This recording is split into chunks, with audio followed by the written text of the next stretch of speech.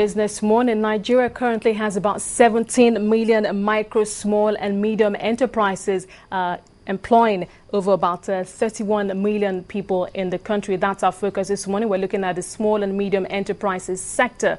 And, it's quite interesting. Despite the harsh or unfriendly operating environment, many of these enterprises have actually remained resilient. Well, that's not a story for some others, but quite a number of them have actually been able to survive, to keep their head above water. And we do know that the federal government has taken some measures over the years, especially the CBN, providing a special intervention fund for the SME sector, and also appealing to the banks to ensure that they provide a cheap long-term financing, what many of these SMEs badly need to stay afloat. Well, here to talk about that with me is Tunde Salau. He's the Managing Director, Chief Executive Officer of Tafsan Beverages Limited. Thank you so much, Tunde, for being here.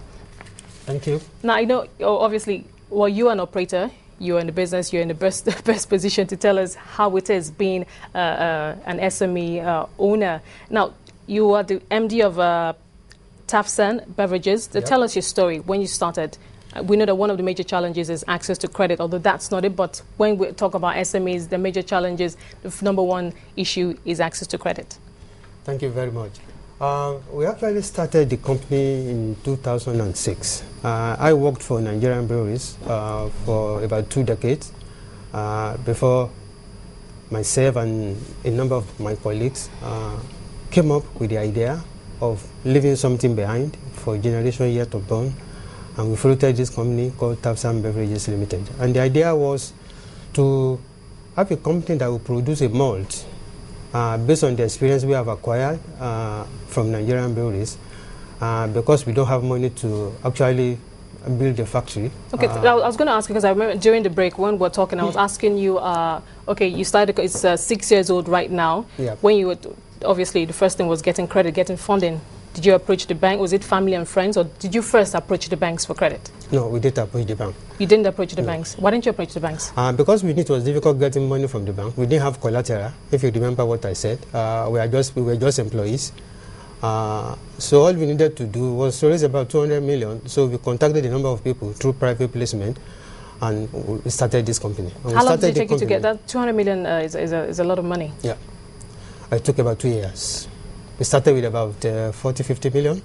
What we wanted to do was to put up a formula together, look for a moribund company, a factory that has a spare capacity that can then produce our malt. And that was what we did. And we found that in a company called Filter Malt PLC. Is this what, because I'm asking this because I'm trying to get a sense of what other SMEs who started out like you, yeah, before you were able to succeed in the business. There are options available to them. Someone like you or your company, you didn't approach the banks. You were fortunate enough to get funds from family, friends, or private placement.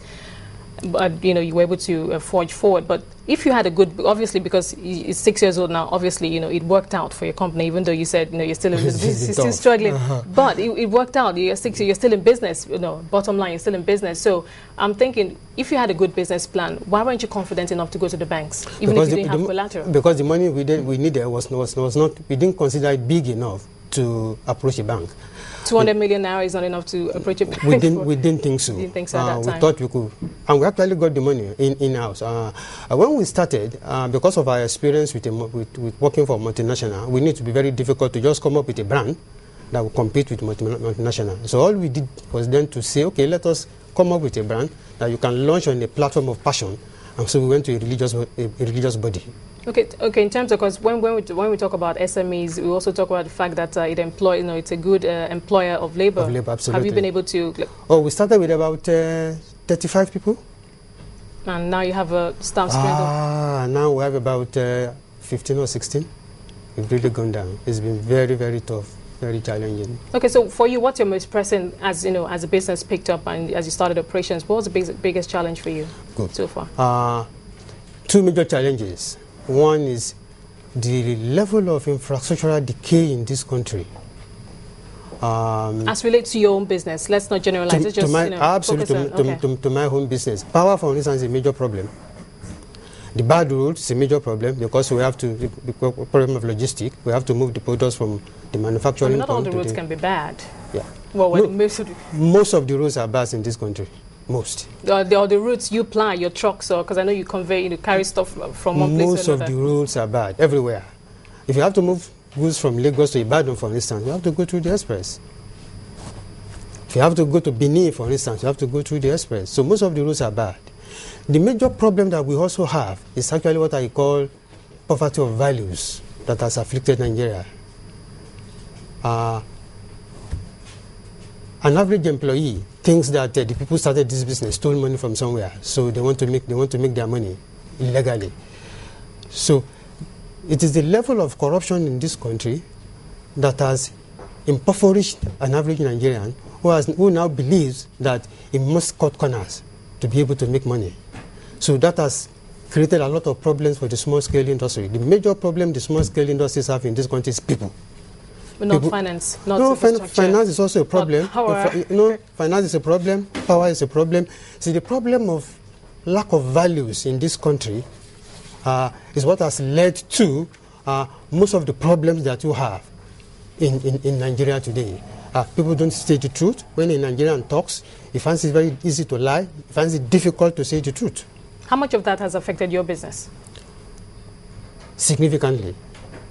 Because in the sense that most of our entrepreneurs, sales representatives, for instance, most of our customers, most of our dealers, they want to cheat you. They want to cut corners. You want to buy something that will cost you just 5 naira, they will come back with a receipt of 20 naira. So it has been a major challenge for small-scale industries, for small-scale businesses.